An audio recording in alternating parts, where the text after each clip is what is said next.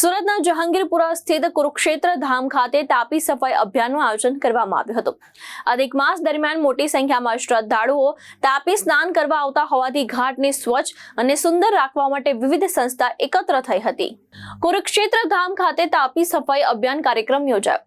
અધિક માસ દરમિયાન હજારો શ્રદ્ધાળુઓ તાપી નદીમાં પવિત્ર સ્નાન કરવા આવતા હોય છે, ત્યારે ઘાટ પર સ્વચ્છતા જળવાઈ રહે તે માટે આ અભિયાન હાથ ધરવામાં આવ્યું છે।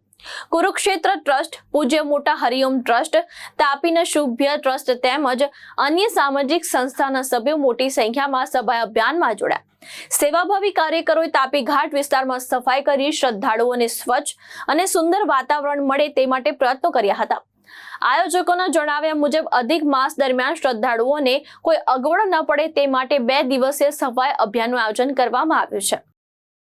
કુરુક્ષેત્ર સ્મશાન ભૂમિ જીર્ણોદ્ધાર ટ્રસ્ટ પ્રમુખ કમલેશ શેરર આજ રોજ શનિ અને રવિવારના રોજ અહીંયા પૂજ્ય મોટા સૂર્યોદય ઘાટ ઉપર કુરુક્ષેત્ર ધામના પાવન તપોભૂમિ ઉપર સફાઈ અભિયાન ચાલુ કરવામાં આવી રહ્યું છે। 2 દિવસના સફાઈ અભિયાનમાં જે હિન્દુ શ્રદ્ધાળુઓ પર ડે સરેરાશ 10 થી વધારે લોકો અહીંયા 10,000 થી વધારે લોકો તાપી સ્નાન માટે અનુભવશે। તે રીતે પિતૃ તર્પણ માટે બી શ્રદ્ધાળુઓ ખૂબ મોટી સંખ્યામાં અહીંયા આવશે।